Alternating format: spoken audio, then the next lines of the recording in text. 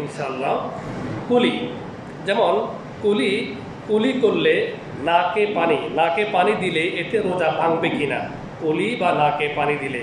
কিন্তু এখানে যেহেতু এটা রমাদান, আপনি রোজা রেখেছেন, একটু সাবধানতা আপনাকে অবলম্বন করতে হবে। এই ব্যাপারে একটা হাদিসে রাসূল পাক সাল্লাল্লাহু আলাইহি সাল্লাম কি বলছেন, ফাইজাস্তানশাকতা ফাআবলিগ ইল্লা আন তাকুনা সাইমান।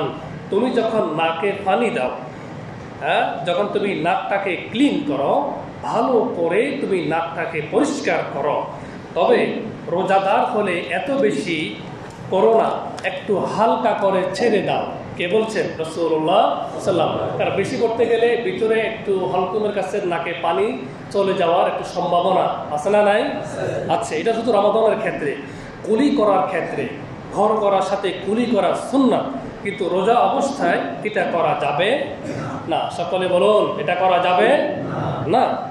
এখন কুলি করার সময় অথবা নাকে পানি দেওয়ার সময় হঠাৎ করে একটু পানি ঢুকে যায়, মাঝে মাঝে এটা খেয়াল করতে না করতেই এই অ্যাক্সিডেন্ট হয়ে যায়। আপনি কুলি করলেন বা নাকে পানি দিলেন, মনে হচ্ছে একটু 2-3 ফোঁটা পানি ঢুকে গেছে। এটা অসাবধানতা বা সাবধানতা, যেটা বলুন না কেন, খেয়াল করতে না করতে এরকম মাঝে মাঝে হয়ে যায়। এখন রোজা কি আছে না গেছে, this is a big issue. এখানে অনেকগুলি ইখতিলাফ আছে, কিন্তু মেজরিটি ওলামায়ে কেরামের মতে এখানে রোজাটা ভাঙবে না। দলিল হচ্ছে একটা হাদিস। কি বলছেন আল্লাহ রাসূল? ইন্নাল্লাহা ওয়াজাআল উম্মতি আল খাতা নিসিয়ান। আমার উম্মতের, ভালো করে বুঝেন, আল্লাহ রাসূল বলছেন আমার উম্মতের মিস্টেক হওয়া আর ভুলে যাওয়াকে আল্লাহ তাআলা ক্ষমা করে দিয়েছেন। সকলে বলুন না সুবহানাল্লাহ। ক্ষমা করে দিয়েছেন। এজন্য কেউ যদি ভুলে খেয়ে ফেলে, রোজা অবস্থায় কেউ যদি ভুলে আহার করে ফেলে, তার রোজা ভাঙবে না। মান আফতারা ফি রমাদান নিসিয়ান ফালা কাদা আলাইহি ওয়ালা কাফারান। তার কোনো কাজা কাফারা কোনোটার কোনো দরকার নেই। ওকে, এরপরে মান নাসিয়া ওয়া হুয়া সাইম ফাআকালা ওয়া শারিবা ফালইউতিম্মা সাওমাহু ফাইন্নামা আত'আমাহুল্লাহু ওয়া সাকা। যে ব্যক্তি রোজা রাখা অবস্থায় দিনের বেলায় ভুলে একটু খাবার খাওয়া শুরু করে দিয়েছে, মাঝখানে গিয়ে ওনার মনে পড়েছে, ওহো আমি তো রোজা রেখেছি, তখন সাথে সাথে উনি কি করবেন? খাওয়াটাকে কি করে দিবেন? সবাই কথা বলেন, কি করে দিবেন? বন্ধ করে দিবেন। আল্লাহ রাসূল বলেন, যতটুকুন খাবার সেই রোজা অবস্থায় ভুলে খেয়েছে, ততটুকুন খাবার আল্লাহর পক্ষ থেকে তার জন্য মেহমানদারি হয়ে গিয়েছে। অন্য হাদিসে এসেছে তার জন্য সাদাকা হয়ে গিয়েছে। কিন্তু আপনি খেতেছেন, আপনার হঠাৎ করে মনে পড়েছে, আবার আপনি আরেকটু লোকমা বা মুখের মধ্যে একটা লোকমা দিয়েছেন, মনে পড়েছে, তখন এই লোকমা যদি আপনি খেয়ে ফেলেন বা না ফেলে দেন, তাহলে আপনাকে রোজাটাকে আবার কাজা করতে হবে। কথা কি আবার বুঝতে পেরেছেন? অথবা অনেকে কি করে, অনেকগুলি ভাত খেয়েছি ভুলে, এখন তো পানি খাওয়া লাগবে, এখন মনে পড়ছে, এখন যদি পানি খায় তাহলে কি রোজা থাকবে না যাবে? ওকে, অর্থাৎ মনে করার সাথে সাথে আপনাকে এটা স্টপ করে দিতে হবে।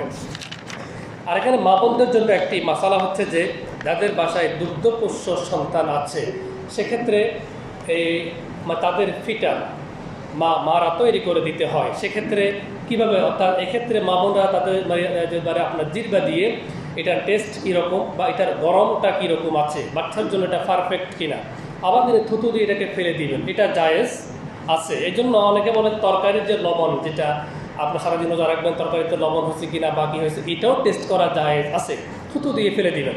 সুতরাং আরেকটা মাসালা হচ্ছে যে আপনার স্বপ্ন দোষ, এটা আমরা ভেঙে দিই।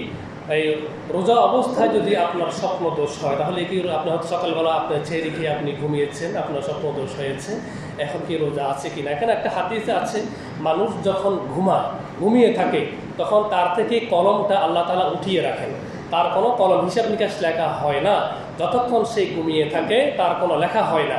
এক্ষেত্রে ওনার রোজা কোনো ভাঙবে না।